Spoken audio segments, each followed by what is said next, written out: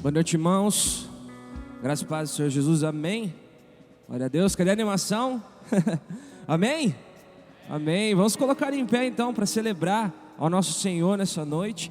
Diga para a pessoa do seu lado, vamos adorar ao Senhor juntos? Vamos celebrar o nome do nosso Senhor Jesus Cristo, aquele que nada é impossível, para Ele tudo é possível. Aquilo que você veio aqui hoje com dúvidas e incertezas no seu coração, aquilo que você trouxe de bagagem hoje aqui, você pode ter certeza que você pode depositar todas no altar do Senhor, porque Ele cuida da sua vida, porque Ele cuida da sua família, e por isso nós podemos adorá-lo nessa noite. Nada é impossível para Deus. As palmas ao Senhor.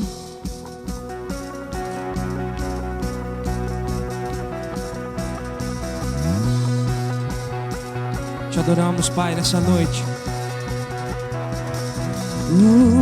Em Ti eu tudo posso, não há limites, minha força está em Ti, nada é impossível. Em Ti olhos se abrem, muralhas caem, estou vivendo pela fé, nada é impossível.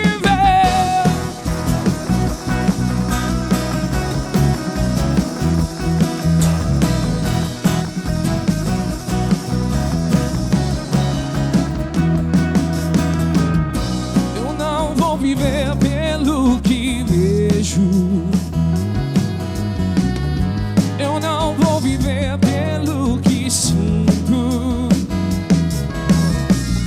Eu sei que comigo sempre estás, e tudo pode ser realizado.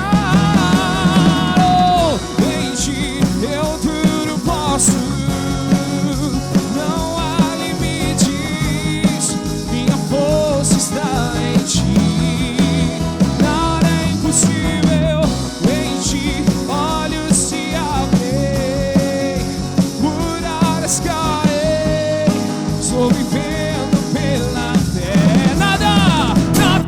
Possível.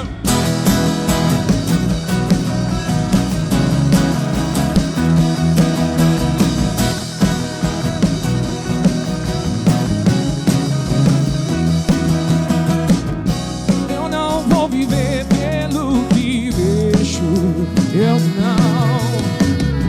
eu não vou viver pelo que sinto, pois eu sei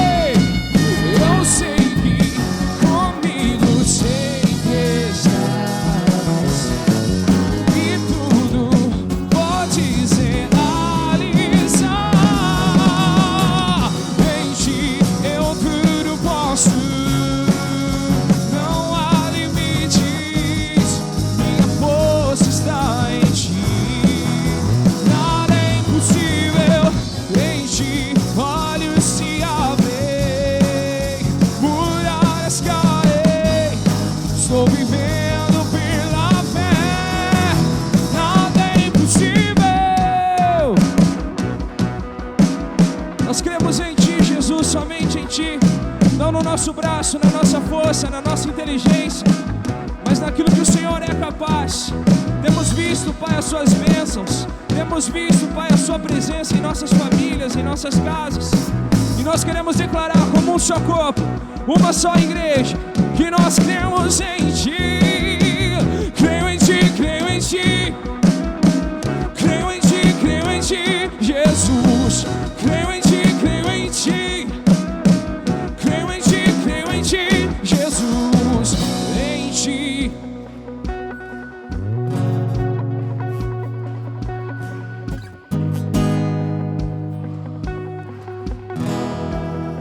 Nada é impossível. Em Ti olhos se abrem, muralhas caem, estou vivendo pela fé. Nada é impossível. Em Ti eu tudo posso, não há limites, minha força está em Ti, nada é impossível. Em Ti olhos se abrem, muralhas caem, estou vivendo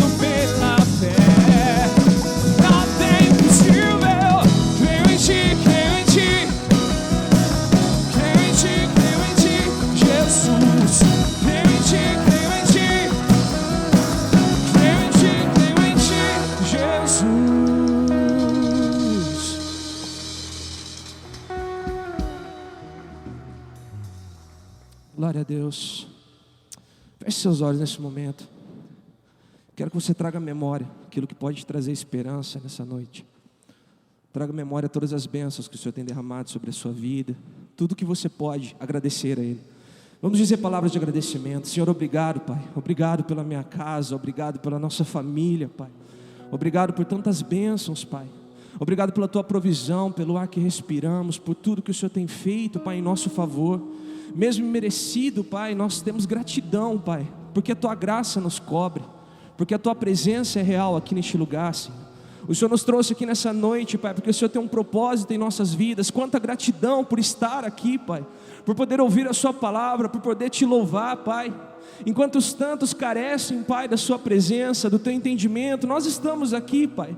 Isso não é um fim em si mesmo, nós podemos agradecer a Ti, Pai, porque o que o Senhor tem feito em nossas vidas, o Senhor irá transformar essa cidade através da Tua igreja, Pai.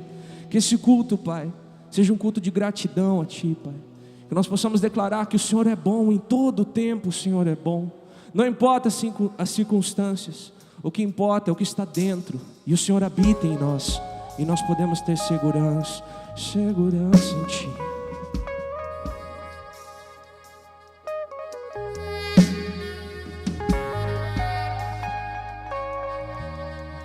Lindo Jesus,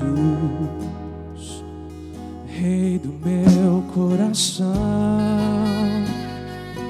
como eu amo.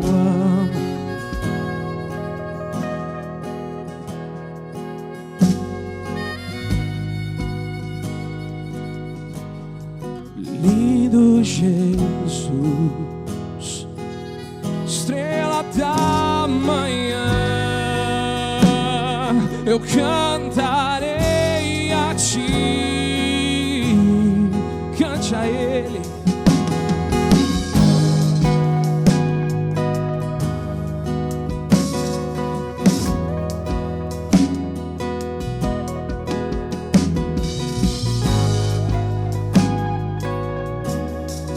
Lindo Jesus,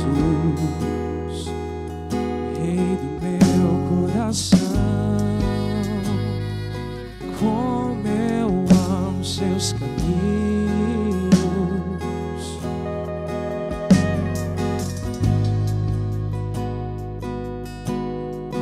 Lindo Jesus, estrela da manhã, eu cantarei a Ti. E o que posso Te dar? Tudo que Tu és. Você me libertou e me curou. Ele é bom, Tu és bom, em todo tempo és bom. Justiça está em Ti, Teu amor é para sempre. Tu és bom, todo tempo és bom. Justiça está em Ti, Teu amor é para sempre.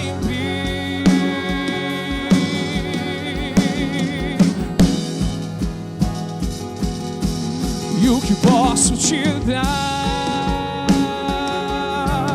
Tudo que Tu és. Você me libertou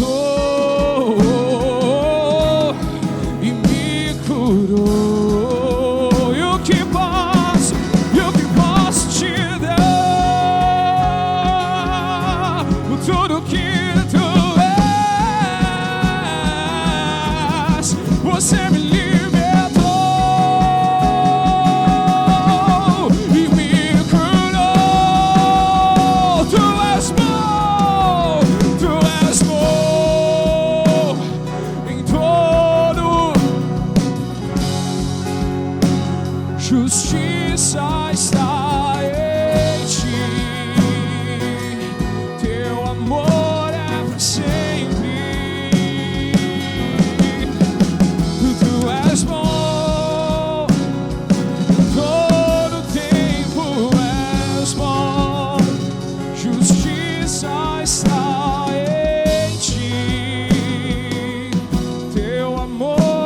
para sempre. Vamos declarar, igreja, tu és bom.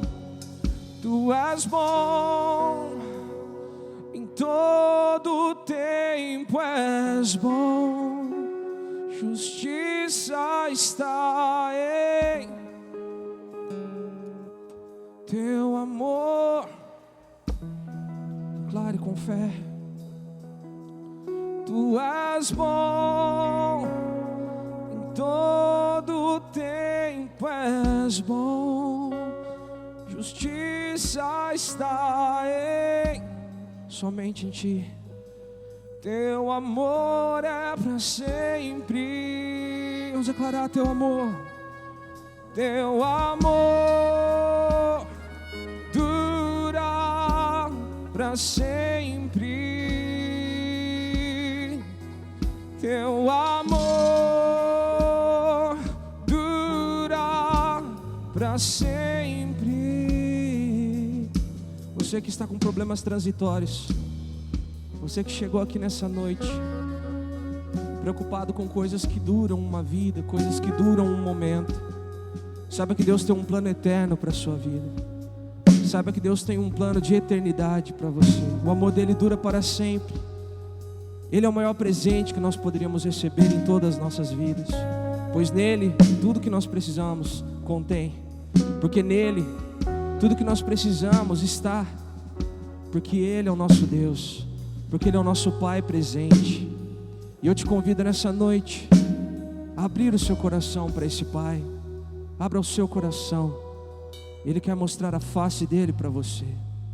O véu se rasgou e nós temos a segurança de que o nosso Deus quer estar perto de nós, de que o nosso Deus está presente aqui neste lugar. Por isso eu te convido a adorar ao Senhor de todo o seu coração. De tudo que eu provei, tudo que eu já vi, nada se ao teu amor. Jesus, és para mim mais que tudo aqui. Desejo a tua glória. E então eu correrei para te encontrar.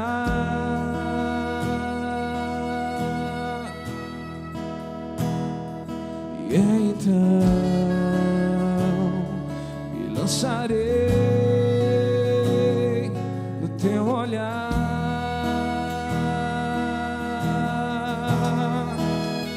Mostra-me tua face, nada mais importa.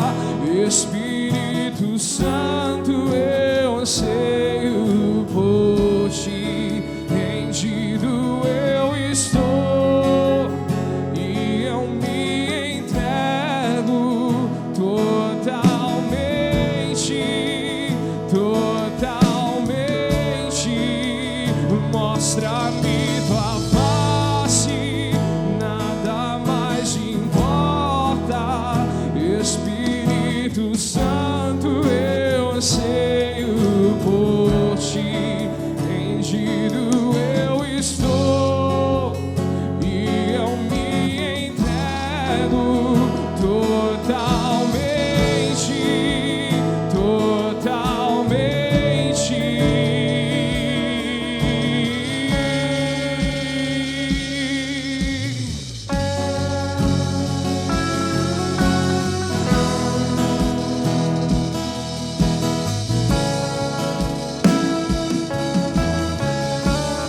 Declarar de tudo que eu provei,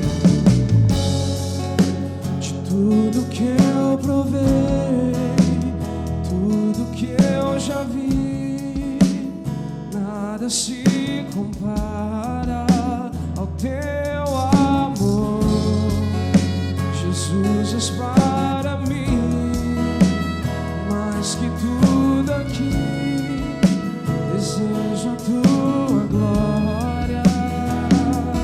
E então eu correrei para te encontrar.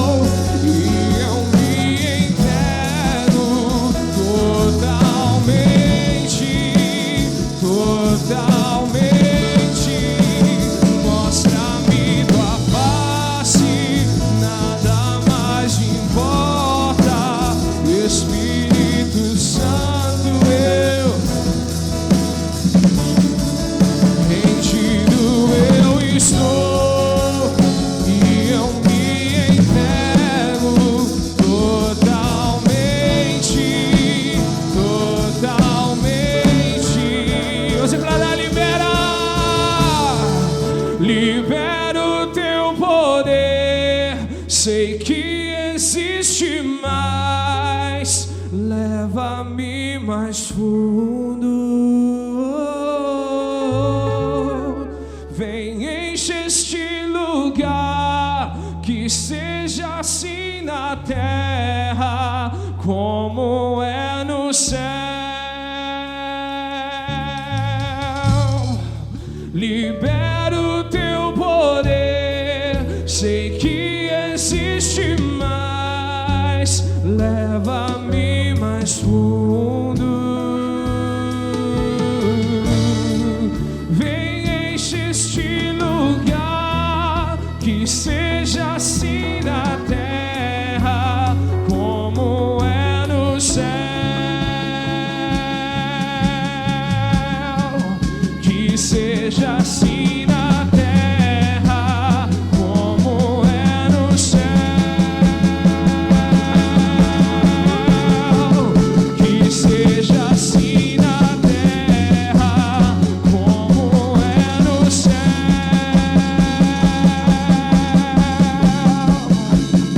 Separaram uma só voz. Mostra-me tua face, nada mais.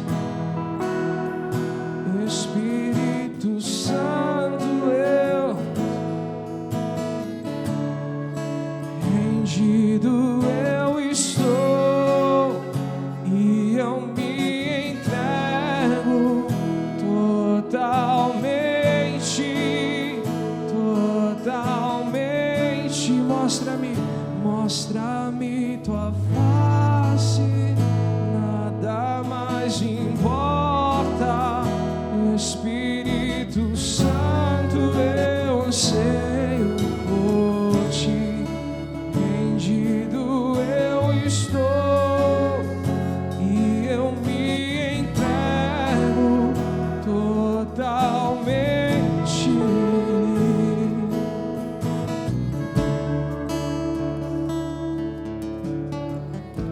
Gostaria que você fechasse os seus olhos nesse momento e perguntasse ao seu coração o que tem impedido você de ver essa face tão majestosa, tão gloriosa de Jesus Cristo, Senhor. Se você ainda permanece no pecado deliberado, sem se constranger e sem se arrepender de tudo que tem feito, é porque você ainda não contemplou a face santa, majestosa e gloriosa de Jesus.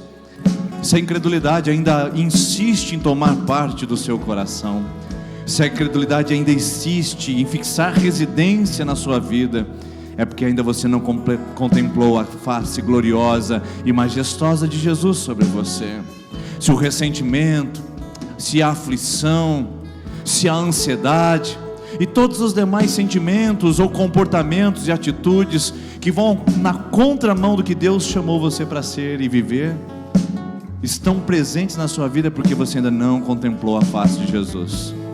Então, Jesus, revela a tua face para nós. Espírito Santo, revela a face do Pai a nós, porque um vislumbre da sua glória é suficiente, porque um vislumbre da sua glória, ó Deus, é o necessário para que caiamos de joelhos, reconheçamos nossos pecados, abramos mão das nossas vidas sem sentido e sem valor, das nossas futilidades, daquelas coisas que estamos agarrando e que não têm significado nenhum para nós e não agregam valor nenhum a nós. Queremos ver tua face, revela a tua face, mostra a sua glória, brilha nesse lugar, remova todo objeto, todo entulho, todo ídolo, remova, Senhor, todo enrosco, todo tropeço, toda pedra na nossa frente, para que possamos enxergar a tua face, contemplar tua santidade e enxergar quem o Senhor é. Então libera o teu poder sobre nós, libera a sua glória sobre nós, desfaça as trevas, rompe com as cadeias, desfaça todo o agir maligno e revela a tua face, revela teu poder. Eu quero convidar você a pedir ao Senhor essa noite que Ele libere o poder dEle sobre a sua vida. Se há alguma coisa que está impedindo você de enxergá-lo, de vê-lo, de experimentá-lo, se você entrou com seu coração entristecido, frio, se você entrou com a sua alma angustiada, peça que o Senhor libere o poder dele sobre você, porque existe mais do que um culto, mais do que uma pregação, mais do que um louvor. Existe a presença poderosa, majestosa, gloriosa do Espírito Santo em nosso meio. E onde está o Espírito Santo, aí a liberdade. Onde está o Espírito Santo, aí a liberdade para você essa noite, a liberdade para sua alma essa noite. Então peça, existe mais do que vivemos, mais do que sentimos, mais do que experimentamos nesse lugar. Vem, enche este lugar, que seja aqui na terra como é no céu. Vamos pedir: libera, Senhor, libera do alto tua glória, teu poder, tua unção. Libera sobre nós o sangue de Cristo que cobre todo o pecado, que purifica a igreja para fluir em adoração. Libera, Senhor, porque eu sei que o Senhor pode encher. Enche este lugar, que seja aqui na terra como é no céu.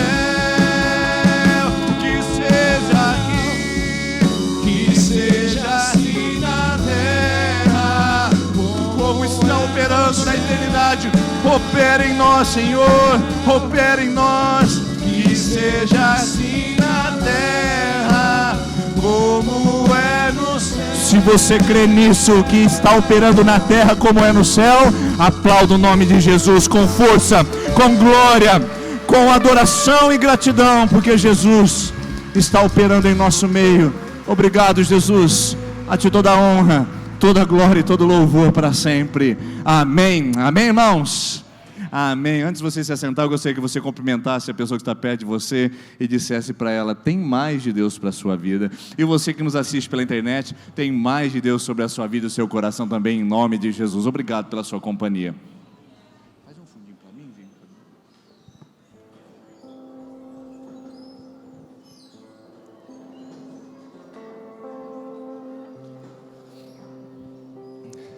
Boa noite, irmãos e irmãs. Que a graça e a maravilhosa paz de Cristo esteja sobre a sua vida, sobre a sua família, sobre o seu ano de 2020. Para você que ainda não viu esse ano, um feliz 2020 abençoado, e que Jesus seja muito mais do que um painel na nossa igreja, seja um nome estabelecido no seu coração, e nesse ano 2020, enchendo você de bênção, de prosperidade, de alegria, de vitória. Esses são os votos da nossa equipe de intercessão, da nossa equipe pastoral, dessa igreja, para a sua vida e para a sua família, em nome de Jesus. E você que hoje nos visita pela primeira vez, muito obrigado por você ter escolhido vir a esse lugar para adorar conosco, mas nós gostaríamos de dar um presente para você ao final do nosso culto, como gesto de gratidão pela sua companhia. Então, ao final, lá no balcão de informações, você se apresenta e diga: eu sou visitante, quero receber meu presente, e nós vamos presenteá-lo com a maior alegria por você estar aqui conosco essa noite. Deixa eu passar alguns avisos rapidamente. Estamos voltando tudo à normalidade. Nós temos agora, na próxima terça-feira, o horário normal da nossa celebração às 20 horas, tá bom? Então, terça-feira, você pode vir e convidar alguém, aproveitar o ano para a gente começar um pacto de oração. Aqui está um cartãozinho que nós colocamos para todas as pessoas que querem começar um momento de oração aqui. São 7 semanas contínuas, ininterruptas, onde você faz um propósito de vir aqui nesse lugar para buscar o Senhor. Então você pode vir nessa terça e começar a sua campanha, pela vida material, espiritual, emocional, física, ou seja, você pode colocar diante de Deus durante 7 semanas, e nós convidamos você a vir essa terça-feira, que nós estamos começando os nossos pactos de oração 2020.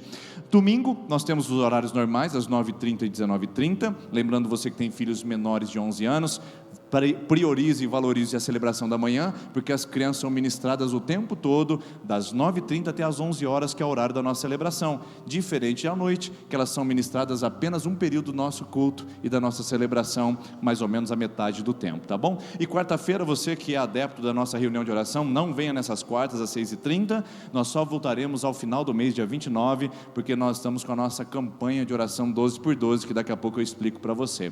Você jovem, adolescente, que ainda não fez sua inscrição, lembre-se de não deixar para a última hora. Às vezes falta vaga, às vezes você não consegue pagar, fica pesado. Aqui, quanto mais cedo você fizer a sua inscrição, mais você consegue condições de pagamento e parcelamento. Então faça a sua inscrição com o Tanner ainda hoje, lá no balcão de informações.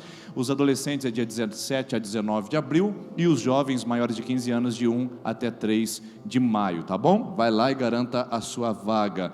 Aliás, nós temos uma grande caravana que vai sair daqui, vai para o Teen Street no próximo sábado agora. É isso mesmo? Sábado agora? Sábado agora. Eu gostaria de saber quem são os adolescentes, os jovens que estarão indo para o Teen Street. Levanta a mão só para eu saber aqui.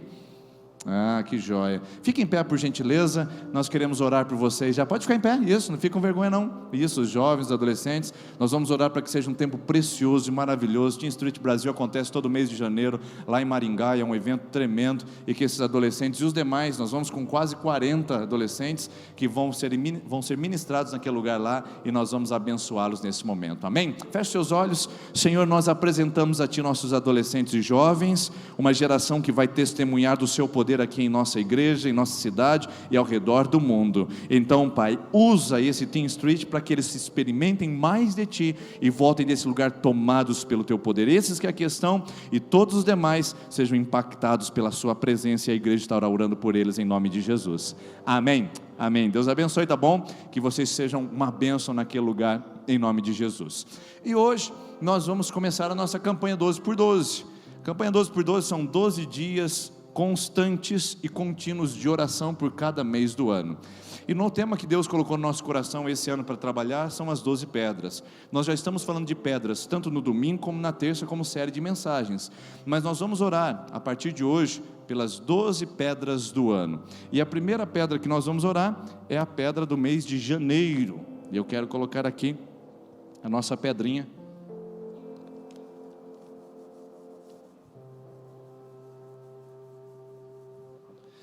Primeira pedra do nosso edifício que nós vamos construir é o mês de janeiro. Amanhã nós vamos orar pelo mês de fevereiro às 20 horas, terça-feira às 20 horas pelo mês de março, quarto às 20 horas pelo mês de abril, e assim nós vamos orar pelo nosso mês.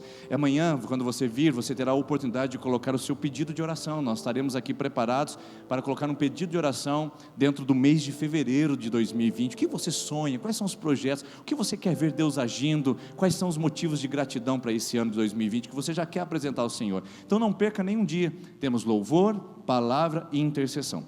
Ele é dividido em 3 momentos: 10 minutos de louvor, 10 minutos de palavra e 10 minutos de oração. São apenas 30 minutos, das 8 às 8h30. Portanto, se você chegar a 8h10, você já perdeu 30% do momento de oração. Então chegue pontualmente, porque nós começamos 8 em ponto e terminamos às 8h30, às 20h30 em ponto, tá bom? Então no período da noite, das 8 às 8h30, você é convidado para vir orar pelos seus meses do ano de 2020. Quero convidar você agora, você sim, que vai começar a sua campanha 12 por 12. Você estará conosco todos os dias buscando a Deus aqui. Ah, pastor, eu tenho uma visita que eu vou fazer no familiar sexta-feira, não vou poder participar. Eu tenho um casamento no sábado, não tem problema. Mas se você quer participar da campanha conosco, eu quero convidar você a se colocar em pé, que eu quero orar com você, por você, para que Deus fortaleça essa disciplina. Coloque em pé nesse momento. Nós vamos orar pelo mês de janeiro da nossa vida, nós vamos apresentá-lo ao Senhor, e eu quero lembrar você, se você vai fazer a sua campanha 12 por 12 conosco, aproveite para jejuar, aproveite para consagrar diante de Deus algo esses 12 dias, para poder dizer: Senhor, esse ano 2020 vai ser o ano da oportunidade, da porta aberta, da vida e da presença do Senhor, em nome de Jesus. Eu vou convidar a Vanessa que faça a oração pelo nosso mês de janeiro. O mês de janeiro é um mês de decisões, um mês de atitudes, e que Deus possa fortalecer o seu mês de janeiro e manifestar o milagre e a graça do Senhor Jesus sobre a sua vida nesse mês tão especial. Feche seus olhos e vamos consagrar o mês de janeiro. Senhor, em nome de Jesus, nós nos colocamos na sua presença mais uma vez, Deus. Nós cremos no seu poder, nós cremos no seu agir, e nós sabemos que esse propósito dos 12 meses, Deus, é simplesmente para que o Senhor cresça na nossa vida, que nós diminuamos, Deus, para que nós possamos crer mais nos seus milagres, nas suas providências. E nós colocamos agora, em nome de Jesus, o mês de janeiro. Cada um que está aqui, Pai, está representando esse mês. Há tantas coisas que nós temos que fazer neste mês, mês, tantas contas que nós temos que pagar, tantas resoluções que nós temos que ter, Deus. É o início do nosso ano, Deus. Por isso nós consagramos no seu altar. Pessoas que se colocaram em pé aqui precisam da sua providência, de uma porta de emprego, de um milagre do Senhor, de uma cura, Deus, de algo sobrenatural, Deus. Por isso nós colocamos, nós estamos aqui em pé, reconhecendo que a grandeza, a soberania vem do Senhor, que os céus se abrem dentro de cada lar, no mês de janeiro, neste mês,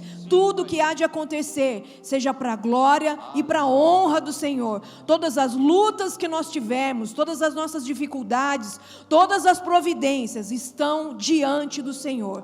Por isso, em nome de Jesus, abençoa cada lar, abençoa cada jovem, cada homem, cada mulher, representando aqui este mês, em nome de Jesus. Amém. Amém. Então o seu janeiro está abençoado, amém? Amém, irmãos? Janeiro abençoado, e amanhã nós vamos abençoar o nosso fevereiro. Quero convidar os demais a se colocarem em pé, por gentileza. Nós vamos devolver os nossos dízimos e as nossas ofertas. Eu sempre louvo a Deus pela sua generosidade, a sua participação. E caso você queira hoje participar através da modalidade de débito e crédito, você pode fazer isso mais lá atrás no balcão de informações, tá bom? Seja muito bem-vindo a essa contribuição, seja muito bem-vindo a esse momento do nosso culto, onde nós adoramos ao Senhor através das nossas finanças. Enquanto nós cantamos, você pode vir aqui à frente, devolver o seu dízimo e a sua oferta.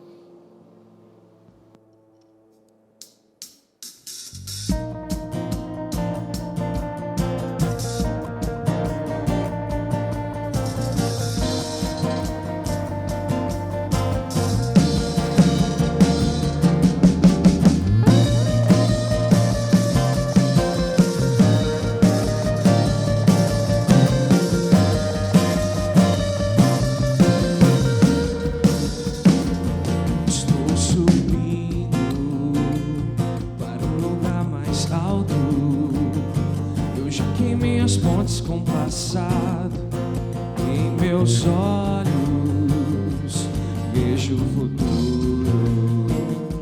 Tudo novo se fez, tudo novo se faz. Nessa estrada eu não me desvio nunca mais.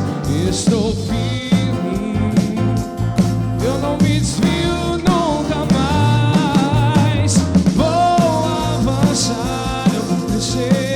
Ninguém vai me deter. Meu alvo é Cristo, meu alvo é Cristo. Vou avançar, eu vou crescer. Ninguém vai me deter. Meu alvo é Cristo, meu alvo é Cristo. Estou subindo para um lugar mais alto. Eu já desisti de andar sozinho. Cristo vive em mim, e os meus pés estão no caminho, estão no caminho.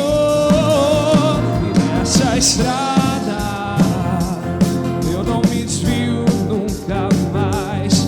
Estou firme, eu não me desvio nunca mais. Vou avançar, eu vou crescer. Ninguém vai me deter. Meu alvo é Cristo, meu alvo é Cristo. Vou avançar, eu vou crescer. Ninguém vai me deter. Meu alvo é Cristo, meu alvo. Vamos cantar juntos. Vou avançar, eu vou crescer, ninguém vai me deter. Meu alvo é Cristo, meu alvo é Cristo. Vou avançar, eu vou crescer, ninguém vai me deter. Meu alvo é Cristo, meu alvo é Cristo. Vou avançar, eu vou crescer. Ninguém vai me deter.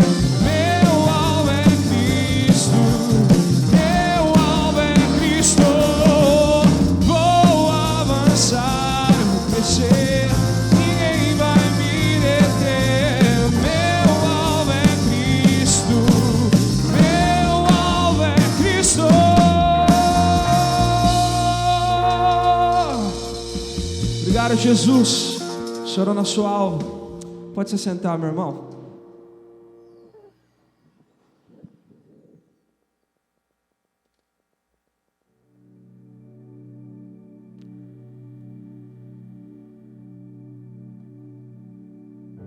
Uma das decisões mais importantes da nossa vida é escolher um caminho para seguir. Esse caminho dirá muito do futuro que queremos e dos sonhos e objetivos que planejamos. Mas a verdade é que em um momento ou outro todos encontraremos uma pedra no meio do caminho. E sabe, o problema não são as pedras que encontramos, não. Para Moisés, as pedras foram o papel perfeito para Deus escrever os seus mandamentos. Para Davi, pedras foram a arma que derrubou o seu gigante. Para Gideão, pedras foram necessárias para reedificar um altar. Para Jacó, uma pedra se tornou o travesseiro para o seu descanso. Para a mulher adúltera, as pedras no chão foram o maior livramento recebido em sua vida. O problema está naquilo que deixamos que essas pedras gerem dentro de nós. Você consegue entender? As pedras podem destruir, sim, mas nas mãos de quem é disposto e tem visão, são instrumentos para a reconstrução de algo ainda mais bonito e forte. Pedras podem fazer cair, sim, mas nos olhos de quem é sincero e arrependido, sempre serão motivos para se levantar mais uma vez. Pedras ferem e machucam, sim, mas no caminho de quem entende o propósito pelo qual está vivendo, são marcas de um sofrimento que não foi maior e nem mais forte do que o amor por quem está esperando ao final do caminho. Jesus Cristo. Se permitirmos, elas irão nos derrubar, sim, mas sabe, elas passam. Ainda podemos levantar e reedificar o altar que se quebrou. Pedras não param ninguém, apenas quem já queria um motivo para parar. Talvez se reagirmos de uma forma diferente, elas não destruiriam tanto. Elas não seriam quedas todas as vezes. Elas não seriam feridas por tanto tempo. Elas se tornariam vestígios de um caminho que nos tornou muito mais resistentes, firmes e constantes. Jesus nos ensina que a casa que está edificada sobre a rocha não será abalada. Ou seja, não é sobre derrubar ou construir a casa, não. A rocha está lá para que a casa seja levantada e construída sobre ela. O nosso erro está em usar como desculpa para permanecer no chão aquilo que Deus permite no meio do caminho para nos ensinar como caminhar. E a verdade é essa: cada pedra no meio do caminho nos ensina a caminhar melhor. Sabe, a pedra que tapou o sepulcro para muitos significou o fim, mas para Cristo e para aqueles que creem nele, foi a porta que se abriu para a reconciliação entre o nosso Deus e quem nós somos. Lapide suas pedras, pode existir um tesouro escondido em cada uma delas.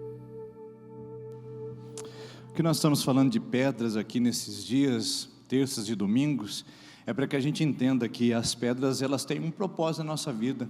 Muitos as veem apenas como possibilidade de tropeço, outras as enxergam apenas como possibilidade de queda e até alguns apenas como obstáculos. Mas a grande verdade é que na Bíblia Sagrada as pedras são um conjunto de atividades que nós vamos colecionando ao ponto de construirmos um monumento. Uma pedra sozinha às vezes não significa absolutamente nada e faz sentido algum para nós. mas pedras colecionadas e pedras colocadas uma ao lado da outra podem gerar um monumento. Aliás, monumento é uma das palavras que eu mais gosto. Sou formado em História e adoro História. Tudo que está relacionado a pedras, a monumentos, a lugares arquitetônicos me chamam a atenção. E eu tive o privilégio de conhecer alguns deles ao redor do mundo. Mas um em especial me chamou muito a atenção, que é o monumento ao Holocausto que está em Jerusalém, lá no território de Israel. O Museu do Holocausto é um dos lugares mais impactantes que eu já pisei os meus pés na minha vida. Um lugar muito semelhante a esse, nós tivemos lá no Senegal, na Ilha Coré, que foi o principal lugar de exportação de escravos que alimentou as Américas e o trabalho escravo, tanto na América do Norte como na América do Sul, que também é muito forte ver lá a jaula de crianças, onde as crianças eram maltratadas, o lugar das mulheres onde eram abusadas, os homens onde eram torturados, que lugar terrível. Mas o Museu do Holocausto é um lugar realmente que traz um sentido diferente. Enquanto a Ilha Coré só apresenta as dores e os sofrimentos lá no Senegal, o Museu do Holocausto ele é muito mais didático e pedagógico, porque ele lembra um monumento relacionado a uma esperança. E é exatamente esse o papel dos monumentos. Os monumentos são referências históricas que apontam para fundamentos do futuro. O monumento está ali não apenas para ser visitado. Por exemplo, lá nos Estados Unidos, a Estátua da Liberdade. Muitos querem ir em Manhattan, em Nova York, para visitar a Estátua da Liberdade e tirar uma foto com ela. Mal sabem os turistas que ela é bem menor do que o Cristo Redentor que está no Rio de Janeiro. Pequenininha, e às vezes quando chega lá, dá uma olhada e fala assim, poxa, que frustração. Mas ela tem uma história interessante, que é um presente da França pelo momento de libertação dos Estados Unidos da colonização da Inglaterra. E eles receberam esse presente em 1886 e hoje é o símbolo ideal e mais específico nacionalista dos norte-americanos, aonde eles dizem, nós somos livres e somos uma sociedade democrática, e se sustentam a partir desse símbolo, a Estátua da Liberdade, que nada mais é do que a deusa Libertas do panteão grego, que mostra a liberdade. Ou seja, não é apenas um lugar turístico, não é um espaço geográfico, não é apenas um ambiente para tirar fotos. Monumentos são referenciais históricos, eles puxam memórias, ensinamentos e entendimentos do passado e projetam para o futuro, trazendo novos ensinamentos, novos comportamentos e sustentando a prática da humanidade.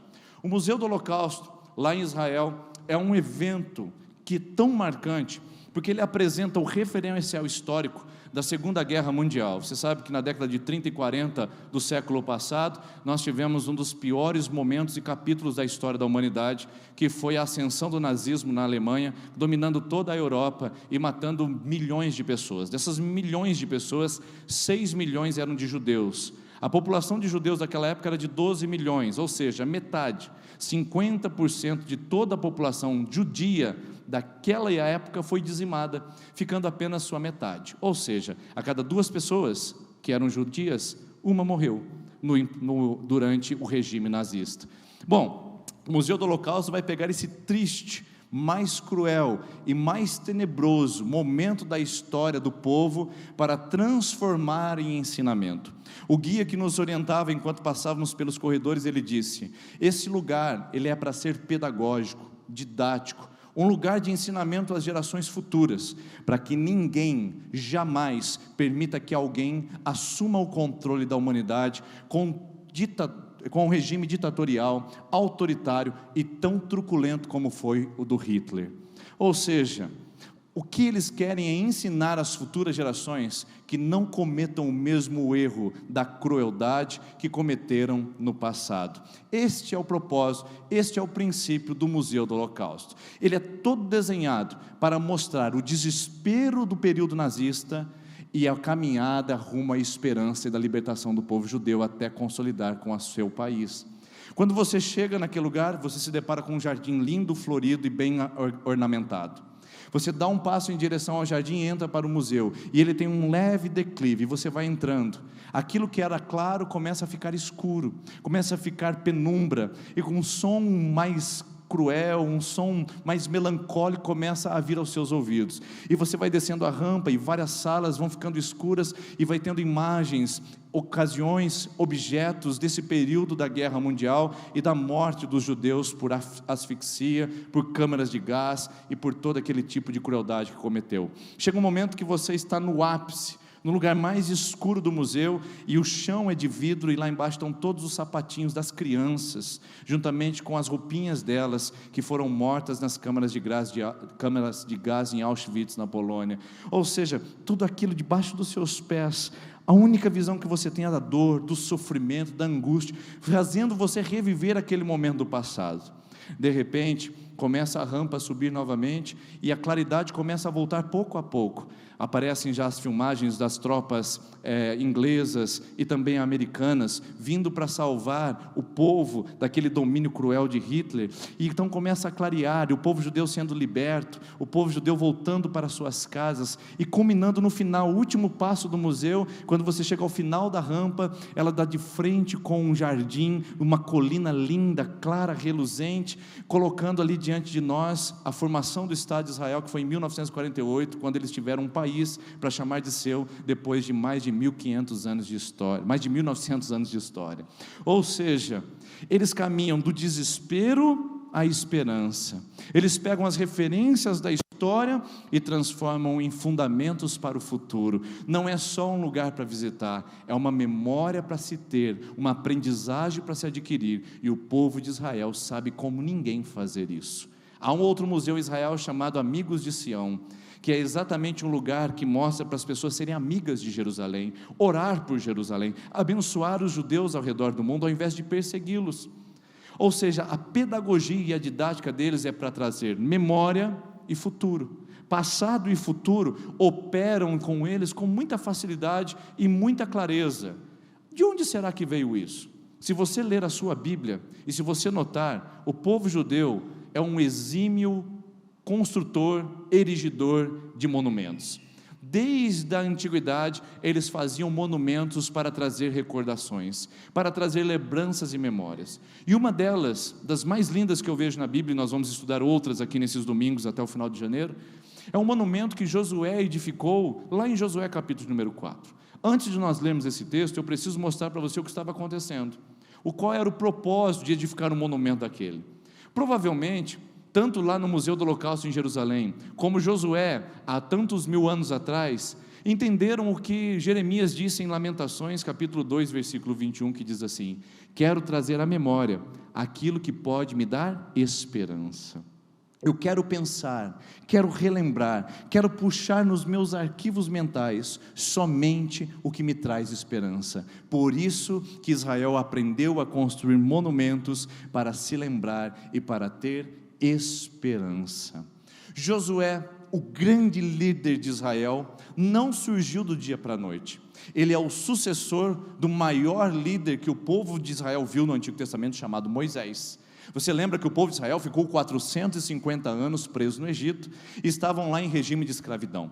Deus manda um profeta chamado Moisés para aquele lugar, homem de Deus, para tirar esse povo do Egito. Pois bem, durante a saída do Egito, Deus percebeu que o povo saiu do Egito, mas o Egito não saiu deles. Ainda continuavam com mentalidade de escravos, ainda continuavam com cultura de escravos e ainda continuavam com hábitos de escravos. Então Deus precisou andar com aquele povo durante 40 anos no deserto para eliminar os maus hábitos e eliminar a incredulidade. E nesses 40 anos de peregrinação, enfim eles chegaram às margens do Rio Jordão. As margens do Rio Jordão é um momento crucial e importante na história de Israel, porque mostra a trajetória deles desde o Egito, passando pelo Mar Vermelho, viajando pelo deserto e posicionando na esquina da terra prometida. Rio Jordão é a porta de entrada para a terra que Deus havia prometido 40 anos atrás, quando os havia libertado do Império Egípcio. Naquele Jordão, o povo está na expectativa de passar e conquistar a terra que Deus havia prometido. Mas um problema acontece: Moisés morre. Exatamente no momento de passar o Jordão, no momento de conquistar o que estava prometido, o maior líder deles havia morrido. 1 milhão de pessoas do lado de cá do Jordão, esperando agora quem seria o responsável por conduzir o povo para o lado de lá. Por isso que aparece uma palavra em Josué capítulo 1, versículo de número 9, que diz assim: Josué, meu filho, meu servo Moisés é morto, levanta-te agora, dispõe-te e atravessa esse Jordão, tu e todo esse teu povo. Não tenha medo, não te espante, não te atemorizes, porque eu sou o Senhor teu Deus, que estou contigo por onde andares, e essa terra que tenho os dado, plantarás as plantas dos seus pés, e será a sua herança. Deus disse a Josué. Mas a palavra é: seja forte e corajoso. Por quê? Porque nós temos um rapazinho escondido, nós temos um jovenzinho receoso, amedrontado diante da grande responsabilidade de atravessar o Jordão. Por isso que eu pergunto para você essa noite, talvez às vezes a gente é tão cruel com Josué, falando, medroso, mas Josué precisou de uma grande coragem para atravessar 1 milhão de pessoas em direção à terra que eles teriam que conquistar, enfrentar gigantes, exércitos equipados, pessoas capacitadas para lutar contra eles. Você também já não está se sentindo diante de um Jordão? Talvez o ano de 2020 seja o seu grande Jordão. Você chegou até aqui e falou, esse ano é o ano da minha formação, esse ano eu preciso fazer uma faculdade, esse ano é o ano de tomar um passo em direção ao casamento, é o fim do ano do casamento, esse ano é o ano de restaurar meus relacionamentos com os meus familiares. Não aguento mais ficar afastado do meu filho, não aguento mais ficar distante do meu pai, não aguento mais ficar longe da minha família. Esse ano é o ano que eu decidi voltar para minha casa. Esse ano é o ano que eu decidi dar um basta nos meus maus hábitos, abandonar a cachaça, o cigarro, criar um bom caminho de saúde. Esse ano é um ano que eu decidi batizar na igreja, me tornar membro da igreja, ser um crente fiel e verdadeiro. Quantos de nós não estamos diante de um grande Jordão, nos sentindo atemorizados, aterrorizados e receosos diante do que temos que fazer? E eu quero lembrar você um fato interessante: coragem não é ausência de medo, porque se nós não tivéssemos medo, não seria necessário coragem, não é verdade?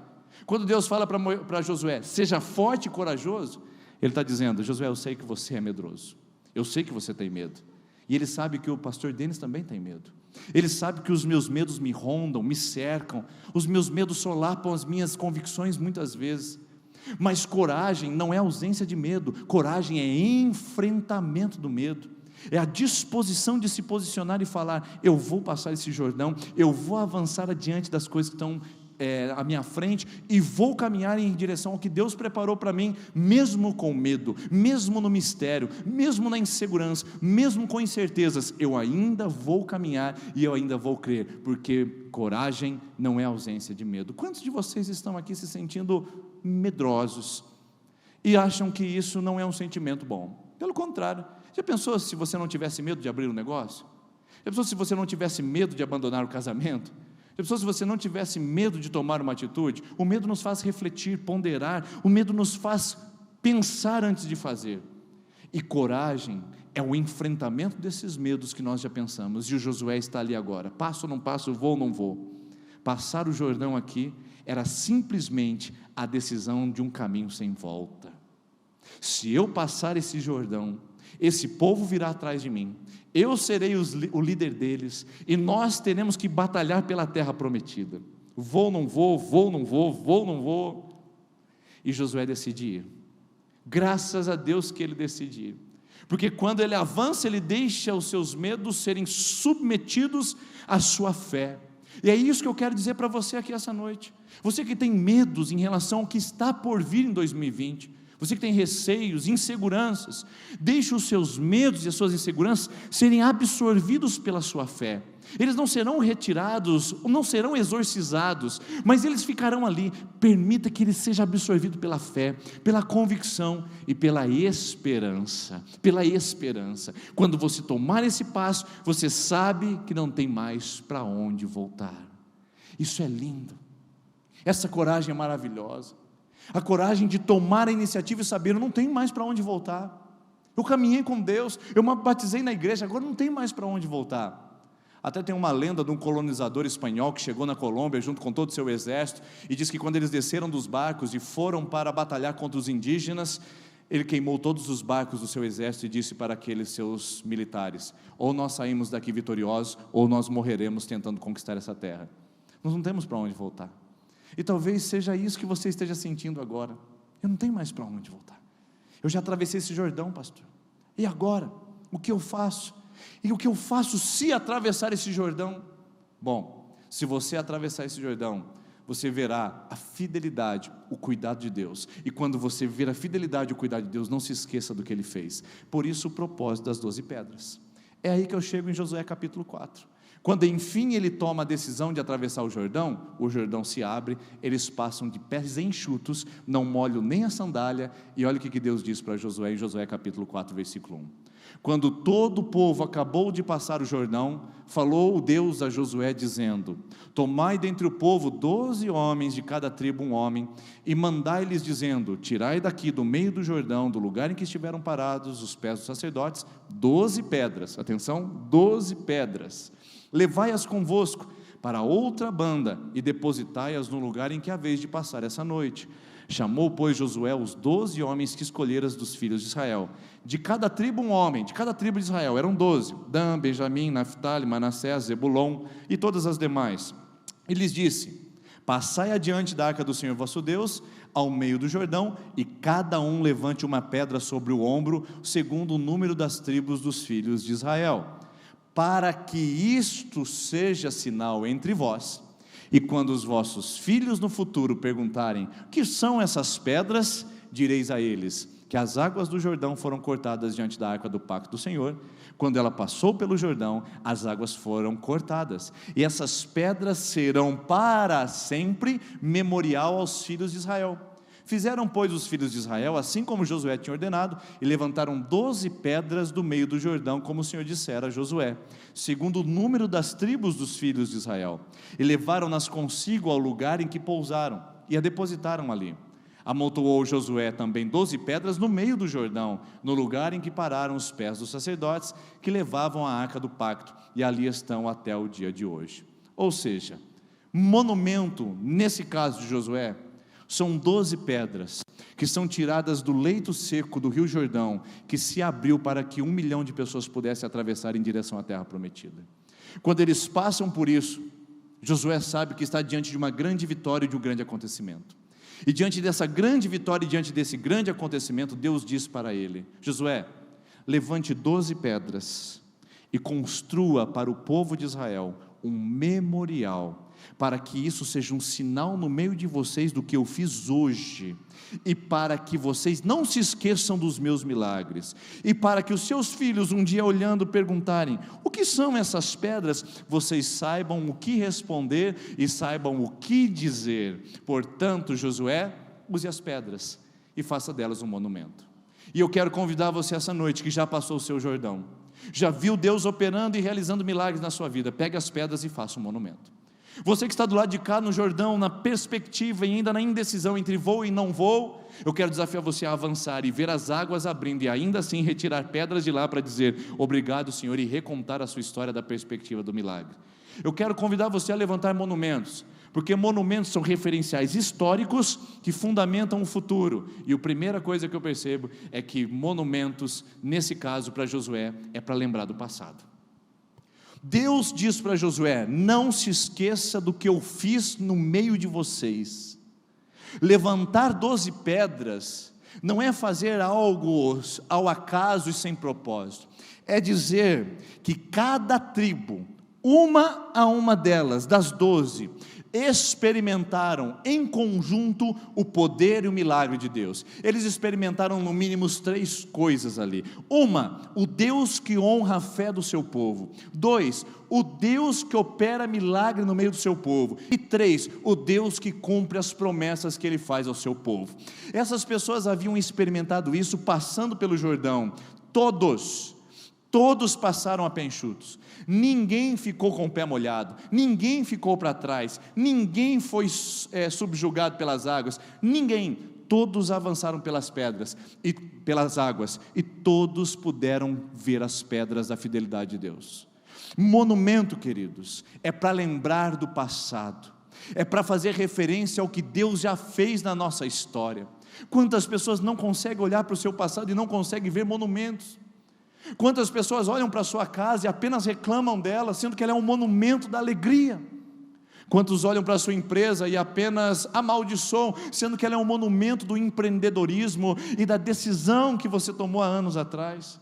Quantas pessoas olham para a casa, para a família e amaldiçoam os seus, sendo que eles são um monumento do relacionamento?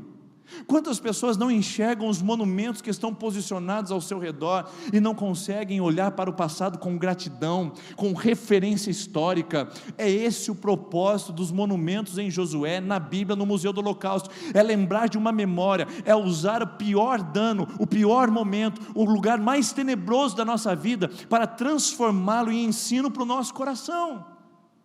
O Museu do Holocausto pega a tragédia e transforma em educação. Pega assassinato em massa, genocídio, e acaba transformando em bênção. Tiram o melhor do pior, extraem limonada de um limão azedo. Esse é o nosso propósito, queridos, olhar para o nosso passado e tirar o bem e o melhor do mal e do pior. Talvez você não saiba, mas eu morei 4 anos em Londrina, 4 anos da minha formação para ser pastor, na Igreja Presbiteriana Independente. Pastor não abre a igreja e se ordena pastor. Nós temos 4 anos de estudo, 1 de observação e mais 1 de licenciatura. São 6 anos ao todo para você ser pastor presbiteriano independente. Não é algo tão simples assim. Eu morei 4 anos da minha vida aqui em Londrina. E Londrina é um memorial para mim. Se tem um lugar que é memorial, que eu agradeço a Deus, é ponto de ônibus. Toda vez que eu passo perto de um ponto de ônibus vermelhinho lá em Londrina, eu falo: oh, Deus, o Senhor é bom. Tem gente que passa pelas ruas de Londrina e fica no engarrafamento ou no congestionamento e reclama. Tem gente que quando pega um dia chuvoso lá em Londrina e vê as rotatórias tudo travadas, reclama. Eu dou graças a Deus, porque o meu passado está enraizado naquele lugar. Eu lembro quando eu tinha que escolher entre comprar livros e andar de ônibus, por causa que meu tempo em Londrina foi o pior momento de privação econômica que eu já passei na minha vida. Em Londrina eu tinha que escolher entre comer e comprar livros às vezes, entre almoçar com os meus amigos no shopping no dia da promoção da batata, ou voltar para minha casa e comer arroz e feijão e uma lasquinha de carne no meu pensionato, para poder passar a noite naquele lugar. Naquele lugar, em Londrina, me lembra, cada lugar que eu passo tem uma história. Aqueles pontos de ônibus vermelho que eu ficava em pé em dia de chuva, para que os carros não espirrassem água em mim, enquanto eu aguardava o ônibus para ir para minha casa. Quando eu passo de carro naquele lugar, eu digo: Deus, como o Senhor é bom. O meu passado não é uma tragédia. Eu não fico me lamentando porque eu não tive, eu não fico me lamentando porque não foi o meu tempo aquela hora. Eu digo: Deus, obrigado, porque olha, antes eu estava tomando chuva nesse ponto, hoje eu estou dentro do meu carro. Antes eu estava sozinho nessa cidade, hoje eu estou com a minha esposa e os meus filhos.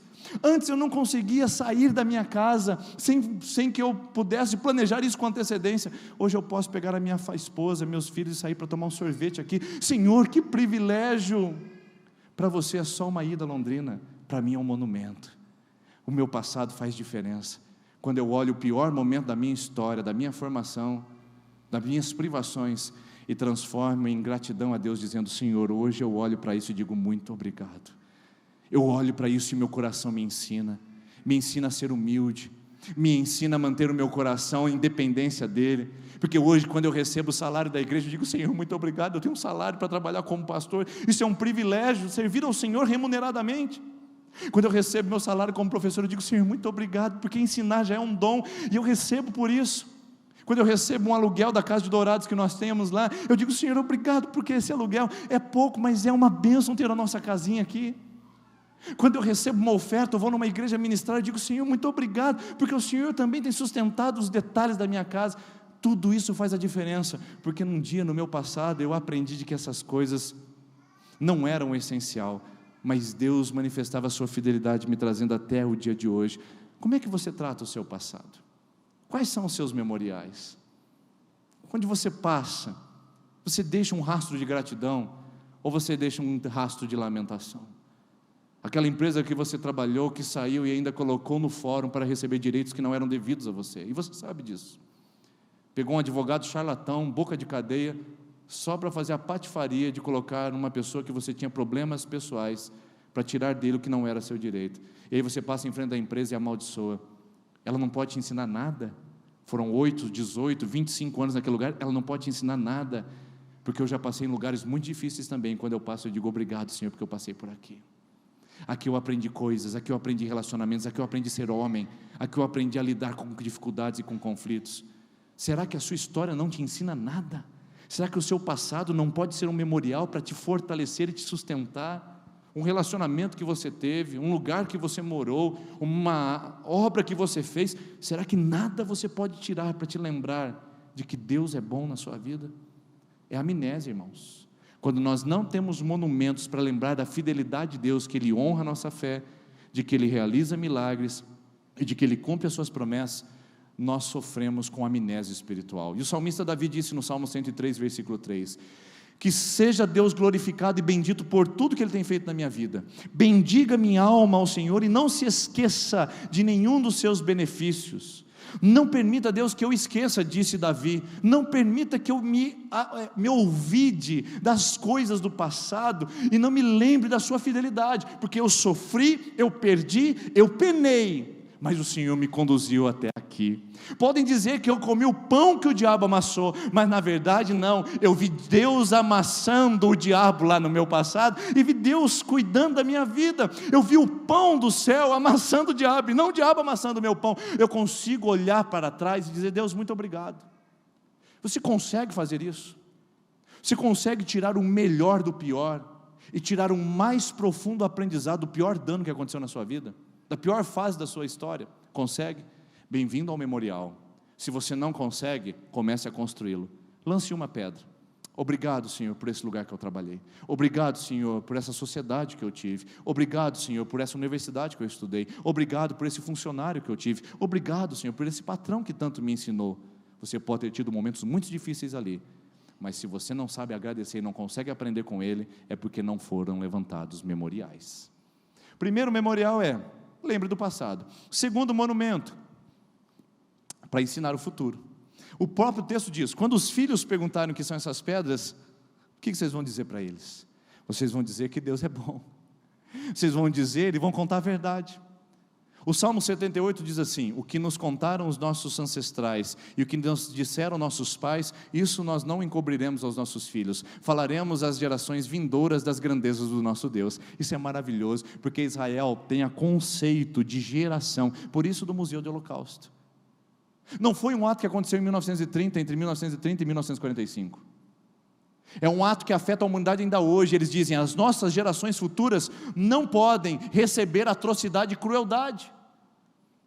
E nós vivemos um pacto geracional. Para nós é apenas nossa vida, é o nosso imediatismo, é o que importa é agora. Nós não ensinamos pessoas sobre o futuro, nós não ensinamos filhos, nós não discipulamos pessoas, nós não ensinamos o nosso coração sobre o passado. Nós não conhecemos a história dos nossos pais, não conhecemos a história da nossa família, nós não sabemos o que eles sofreram no passado. Essa semana eu estava sentado almoçando com a minha família, com meu pai e minha mãe, e de repente me veio um pensamento na mesa, não compartilhei com ninguém, mas eu olhei para minha mãe e para meu pai, a gente estava contando alguma coisa do passado, e eu imaginei assim: eles são a última geração que vai poder contar a história de sítio, porque minha mãe foi criada no sítio, o meu pai bem pouquinho, mas os seus filhos já não foram mais. Os meus filhos não terão mais histórias de avós de sítio, não ouvirão falar de mangueira, não ouvirão falar de reio, de sela, não ouvirão falar de cabresto, não ouvirão falar de ceva, não ouvirão falar tantas coisas que é do mundo rural. Isso vai acabar, porque a gente já não fala mais, a gente não transmite à geração posterior, nossa oralidade é frágil, a gente não consegue produzir no coração das pessoas da geração futura a fé que nós temos, o que dirá as nossas memórias. A gente precisa aprender a produzir futuro com as nossas memórias. Os nossos monumentos não são para ficar olhando o passado e dizer: ai, como era bom. Os nossos monumentos são para dizer: você pode avançar mais, você pode ter mais esperança, você pode ir além. Por isso eu vou dizer para você que o nosso mês de janeiro, eu queria colocar um nome nele, e cada pedra a gente vai dar um nome para ela. Eu queria colocar o nome de esperança.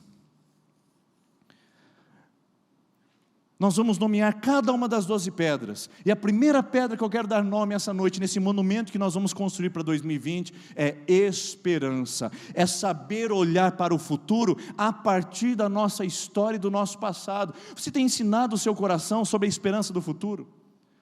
Ou a sua vida e a sua trajetória até aqui tem consumido ao ponto de você não conseguir enxergar uma luz no fim do túnel?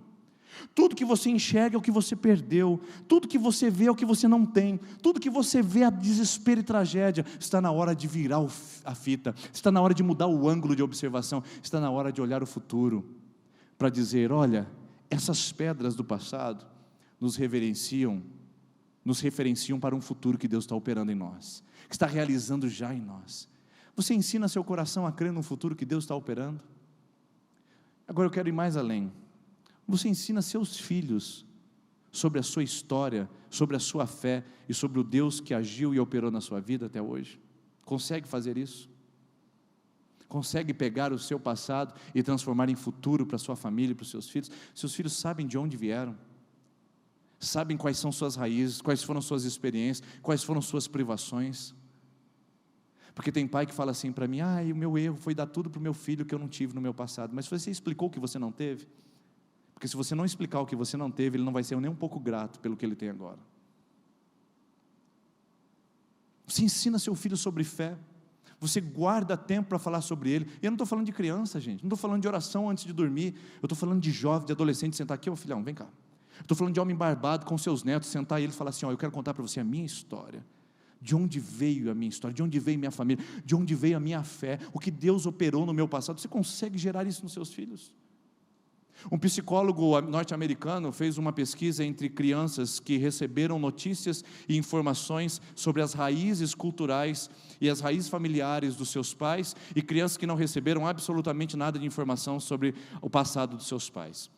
E nessa pesquisa que esse psicólogo fez, que se tornou uma tese de doutorado, ele descobriu que crianças que receberam informações sobre o ambiente dos seus pais do passado são mais firmes, resilientes, são mais competentes para lidar com dores e frustrações da vida do que aquelas crianças que não sabem nada do histórico dos seus pais. Vivem na mesma casa, mas não sabem do passado dos seus pais. Ensine os seus filhos sobre a fé, ensine a sua casa sobre crer em Deus, sobre a fidelidade de Deus, porque quando eu falo em esperança do futuro, é que se eu olho para esse monumento e digo: Deus proveu, Ele vai prover de novo. Deus interviu, Ele intervirá novamente. Deus sustentou, Ele sustentará novamente. Quando eu ensino o meu coração e ensino os meus filhos, eu digo: o meu passado prova que Deus é fiel, e o meu futuro aponta de que Deus continuará sendo fiel. O meu passado prova de que Deus é fiel, mas o meu futuro mostra que Ele continuará sendo fiel. Não existe contradições na palavra de Deus. Portanto, ensine o seu coração a crer no futuro de Deus. Ensine os seus filhos, porque eles estão perguntando: o que são essas pedras, papai? Por que ir na igreja de domingo? Por que fazer 12 dias de oração na igreja? Por que orar no almoço, papai? Para que ler a Bíblia, mamãe? Os filhos estão perguntando o que são essas pedras na sua vida. Você sabe explicar? Suas memórias, seu passado podem ser um instrumento para alertar e edificar os seus filhos? Todas as vezes que nós vamos para a nossa cidade natal, o caminho da casa da minha sogra para o meu pai, para os meus pais, é inevitável que eu passe pela casa que eu morei. Nós moramos numa casa emprestada em virtude de uma condição financeira muito difícil que nós passamos na década de 90, e essa casa tinha apenas 3 cômodos, um banheiro para fora, e ela ficava num vale, bem assim, num barranco, e nós passamos por lá e essa casa está lá até hoje. É um monumento do meu passado, e os meus filhos até já sabem. Passa na frente da casa, para o carro e fala: a casinha que o papai morou, criança? É de novo, pai. A minha filha passa a mão na minha careca e fala assim: coitadinho do papai, era tão pobrinho, né? E eu falo para eles: não precisa ter piedade nem dó, porque aqui são as minhas melhores memórias. Eu lembro do campinho de pó de serra e palha de arroz que nós fizemos para jogar bola. Eu lembro do pomar do seu Chico, nessas cercas de bambu que eram feitas, que a gente abria 4, 5 bambuzinhos, puxava e passava para colher mexerica. Eu lembro do riachinho lá embaixo, que a gente ia tomar banho no rio. Eu lembro do pé de abacate, que a gente tinha suco de abacate toda tarde, quando estava na época. Eu lembro do pé de goiaba. Eu lembro do meu cavalo sendo criado no fundo desse quintal, eu tendo que cortar colonial um pouquinho mais para dentro. Eu lembro disso. Foram as minhas melhores memórias, surgidas dos piores ambientes. E os meus filhos precisam saber disso, que não é o ambiente que faz as memórias. Somos nós que construímos os nossos monumentos. E talvez você esteja perdendo a melhor fase da sua vida para construir memórias e monumentos na vida dos seus filhos, familiares. Não importa a idade deles, não importa se já são pais, se já têm netos. O que importa é que você aprenda a construir memoriais dizendo: eu vou ensinar um futuro baseado no meu passado, porque, como disse Mário Sérgio Cortella, um importante pensador brasileiro, quem não sabe o seu passado não pode construir o seu futuro. Quem não conhece o seu passado não pode construir o seu futuro. Portanto, olhe para o futuro como esperança, porque o Deus que agiu lá, também é o Deus que age aqui, e certamente agirá lá. E por fim, monumento também é nesse texto para testemunhar no presente. Lá no final do capítulo de Josué, capítulo 4, eu não li ele inteiro, porque seria uma leitura muito extensa, não é o propósito dessa noite. Tem um versículo, o versículo 24, que diz assim: vocês vão edificar essas 12 pedras, para que todos os povos da terra conheçam que a mão do Senhor é forte, a fim de que vós também temais ao Senhor vosso Deus para sempre. Queridos, o monumento é para me lembrar do passado, é para me projetar para o futuro, mas também é para eu testemunhar no presente. Como está a sua vida de testemunho do seu monumento pessoal com Deus? As pessoas conseguem enxergar Deus na sua vida? As pessoas veem o milagre de Deus na sua história? Você consegue cantar os milagres de Deus? Como diz o Salmo 42, eu cantarei, contarei às nações o que Deus tem feito a mim. Você consegue contar e cantar as bênçãos de Deus diariamente? Como está o seu altar presente? Não é do passado, não é o que Deus vai fazer no futuro, mas como está o seu altar agora, para dizer às pessoas: Deus tem operado no meu casamento, Deus tem feito algo nos meus filhos, Deus tem atuado na minha saúde, olha o que Deus tem feito no meu trabalho, Deus tem produzido bênçãos nas minhas finanças, Deus tem me guardado nas minhas viagens. Como está o seu altar hoje do testemunho? Como está o seu altar hoje do testemunho? Para que saibam todos hoje, presente do indicativo, para que todos conheçam Deus. Eles não conhecem através apenas de pregações, não conhecem através de estudos bíblicos, conhecem através do nosso testemunho, dizendo: Deus tem sido bom na nossa vida. Será que a gente consegue dizer isso às pessoas? Se eu perguntasse a alguém do seu convívio social agora, e trouxesse aqui e perguntasse para ela, fizesse uma entrevista, vou inventar um nome aqui, Nabucodonosor. Você conhece Nabucodonosor? Sim. Como tem sido o comportamento de testemunho da vida com Deus do Nabucodonosor? Será que seu amigo diria alguma coisa interessante sobre o que você tem falado no seu trabalho?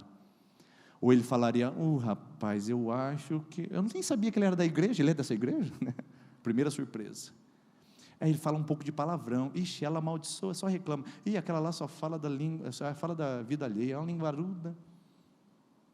Como está a sua vida de testemunho do que Deus é e tem feito na sua vida? Porque a Bíblia diz em Hebreus 13:8, Jesus Cristo é o mesmo ontem, Jesus Cristo é o mesmo hoje, e Jesus Cristo será eternamente. Se eu não consigo olhar para o passado, vendo o meu futuro e testemunhando no presente, então eu não entendi nada ainda. Como está a sua vida de testemunho? Como está o seu círculo social? As pessoas conseguem enxergar você falando de Deus e das bênçãos que você tem recebido de Deus? Você é grato? As pessoas conseguem ver gratidão a Deus no seu coração, na sua prática, nas suas postagens? Lá vai eu de novo nisso aqui. Mas eu falo e vocês não aprendem. Eu vejo cada postagem no Facebook, irmãos, e olha que eu não tenho. Chega até mim. Chega até, sei lá, os anjos do Senhor enviam algumas postagens para mim. Fala: olha aqui, irmão. Tanta futilidade, tanto besterol, tanta bobagem. O Facebook é a melhor estratégia de testemunhar para as pessoas.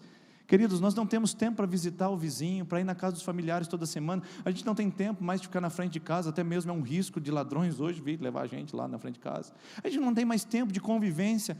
No trabalho, a gente fica atrás de um computador, é muito rápido, é muito dinâmico. Onde é que a gente testemunha da nossa vida pessoal? Hoje é na rede social. Infelizmente, eu digo isso com lamento, irmãos, não deveria ser assim. A gente deveria continuar se relacionando e tratando no olho a olho, mas não é mais assim, mudou o mundo. Hoje as pessoas nos conhecem por aquilo que nós postamos e apresentamos no Instagram. E esses dias eu vi uma do Instagram do irmão da igreja que eu precisei chamar e falei: irmão, Instagram não pode ter mulher pelada não, irmão. Você é crente, filho. Instagram não pode ter mulher de lingerie não. Teu marido tem lá, não está certo isso aí não, filha. Eu chamei e falei: irmão, não está certo não. Testemunho cristão dos piores. Eu digo para você, como está a sua rede social? Como está o seu altar de testemunho? Porque é presente. Irmãos, o mundo está se acabando nas postagens, é uma coisa pior que a outra, que não tem sentido nenhum. Que pelo menos nossa igreja faça a diferença, pelo menos você que está me ouvindo aqui faça a diferença. Pare de fazer papel de palhaço, de palhaça, né? Eu sempre falo, o diabo vem, arma o picadeiro, mas quem decide subir e fazer papel de palhaço somos nós. Ao final, quem vai colocar o nariz de palhaço somos nós. Então decida, Seja coerente com o testemunho. Use as redes sociais para falar de Deus, para expressar gratidão, para dizer um bom dia pela graça de Deus. Use tudo que você puder para levantar um altar do testemunho e dizer: Deus é bom, em todo tempo Ele é bom. Eu não só canto que Ele é bom, eu não só penso que Ele é bom, eu sei que Ele é bom, eu transmito que Ele é bom, eu vivo que Ele é bom. É o altar do testemunho. Portanto, 3 monumentos que hoje nós podemos erguer aqui: do passado, do futuro e do presente. Faça as pazes com a sua história. Tire o melhor do seu pior. Projete o melhor para o seu futuro do Deus que é fiel. Mas ande nessa jornada já fazendo monumentos e cada uma das pedras colocando, dizendo: Deus é bom. Em todo tempo Deus é bom. Enquanto a equipe de louvor vem aqui à frente, eu quero encerrar com você mostrando um detalhe nesse texto que talvez você não percebeu, que está em Josué capítulo número 4. Todo monumento é público e evidente, mas olha só o texto que eu li com vocês e talvez você não percebeu quando eu li. Isso é normal, não se preocupe com isso.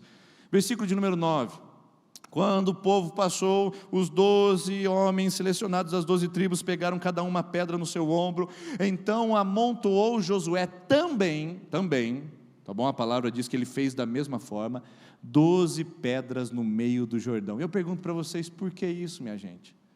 12 pedras fora, no acampamento de Gilgal, onde eles foram passar a noite, e 12 pedras dentro do rio, no leito seco, que depois foi coberto pelas águas. Qual é o propósito de ter 2 monumentos, um visível e outro invisível, um exterior e outro interior?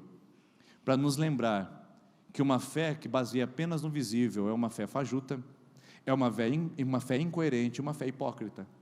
Porque se eu digo apenas no exterior o que eu não vivo no interior, é uma mentira. E mentiras não se sustentam. E eu faço mais uma pergunta para nosso coração essa noite: como está o nosso altar da intimidade com Deus? Porque por fora pode estar muito bem, como diziam os antigos: por fora bela viola, por dentro pão bolorento. Por fora as coisas estão indo bem, caminhando legal, por fora as coisas estão sendo bem maquiadas e bem trabalhadas, mas por dentro é uma tragédia. A minha vida interior e a minha vida pessoal com Deus é uma miséria. Eu quero perguntar para você: você não tem se sentido empobrecido com o seu relacionamento com Deus? Porque a vida, irmãos, não é apenas de construção de monumentos exteriores. A vida também é a construção de monumentos interiores. Quais são os monumentos que ainda falta você construir na sua intimidade com Deus, a sua vida com Deus, o seu tempo de oração? Porque existe um altar que todos veem, mas existe um altar que só Deus vê. E sabe qual é esse altar? Conhece? Jesus disse: quando você entrar para orar, entra, fecha a porta do seu quarto e ore ao seu pai que está em secreto, porque o teu pai que te vê em secreto, não em evidência, te recompensará. Sabe qual é esse outro altar? É o altar do jejum, é o altar da consagração. Como está a sua vida com Deus? Você depende de cultos para alimentar a sua fé? Você vai esperar só domingo para você ter um relacionamento com Deus? Ou só terça-feira? Ou só nas campanhas 12x12, todos os dias às 8 da noite? É isso que você espera? Qual é o seu altar de intimidade com Deus? Não adianta tudo estar bem por fora, se algo vai mal por dentro. Esse altar ruirá, esse altar quebrará, porque se eu não tiver alicerces internos, o externo não conseguirá sobreviver. Convido você a se colocar em pé, por gentileza, e quero que você essa noite reflita comigo e através dessa canção: quais são os altares que você tem erguido? Quais são os monumentos que você tem colocado? Quero trazer à memória o que pode me dar esperança. Eu posso te trazer à memória uma coisa hoje? Esse Deus que nós pregamos é o Deus da esperança, é o Deus de milagres. O que Ele fez no passado, Ele continua fazendo hoje. Se Ele abriu mares, Ele abre oportunidades. Se Ele fez água sair da rocha, Ele faz provisões chegarem de lugares mais inapropriados e mais interessantes possíveis. Se Ele sustentou no passado, Ele sustenta no presente. Nós cremos no Deus que continua fazendo milagres. Então, enquanto nós cantamos essa canção, levante altares, memoriais, e reflita no Deus que foi, que é e que sempre será, no nome de Jesus.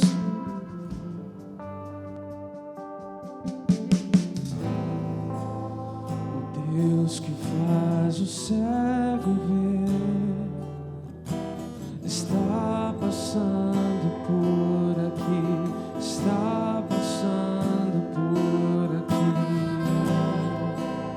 O Deus que faz o surdo ouvir, silencia o medo em mim, silencia o medo em mim. Sim, eu creio em Ti, sim, eu creio em Ti, Deus o sobrenatural.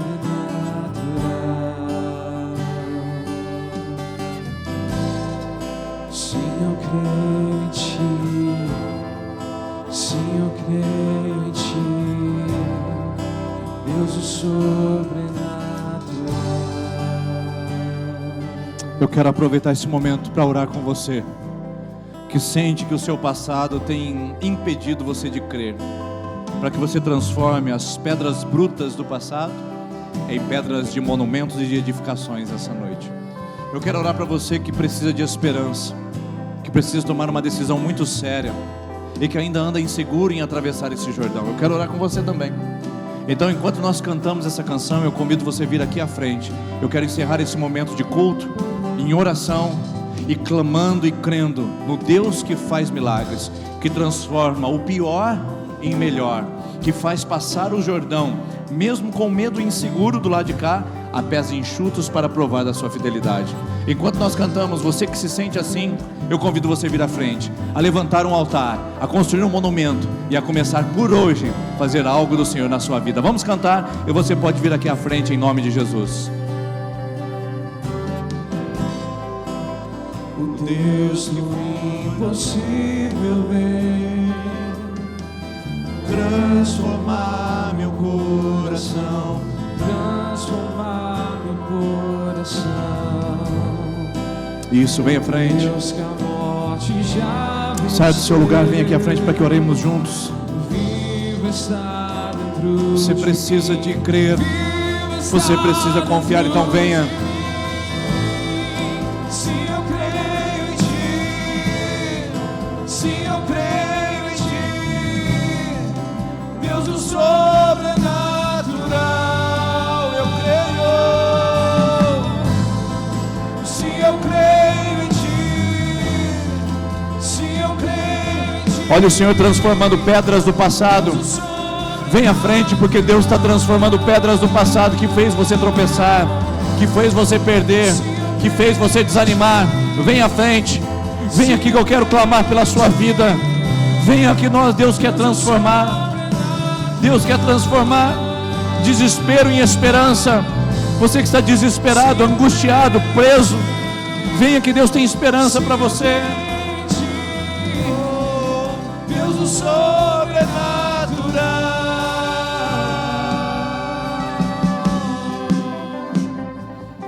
Senhor, nós estamos clamando a sua presença nesse lugar. Senhor, essas pessoas que vêm orar comigo aqui à frente são pessoas que estão precisando enxergar um futuro, estão precisando enxergar uma porta iluminada. Senhor, são tantas trevas, são tantas escuridões, tantas incoerências. Senhor, são tantos temores, tantas preocupações. Mas o Deus que operou no passado é o Deus que atua no presente e que certamente também trará um futuro. Diz o Senhor essa noite a você que está aqui à frente: eu é que sei que pensamento que tenho sobre vós, diz o Senhor, pensamentos de paz e não de mal, para vos dar um futuro e uma esperança. Um futuro e uma esperança. Deus tem futuro e tem esperança para você. Ainda não acabou, não é o fim. Ele vai fazer os seus pés passarem enxutos em meio a essa prova, em meio a essa dificuldade. E quando você passar, não se esqueça de quem fez isso. Não se esqueça de quem transformou desesperança em esperança. Não se esqueça de quem operou na sua vida.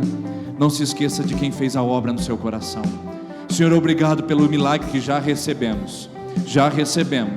Obrigado porque nós já confiamos de que esses monumentos são levantados e são entregues a Ti, em gratidão, em louvor e honra.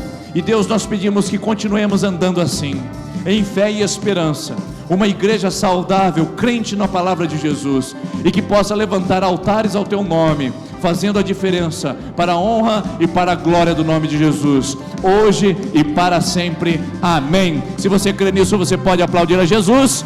Deus abençoe, que Deus te fortaleça e te anime. Uma boa semana, e não saia sem cumprimentar a pessoa que está perto de você.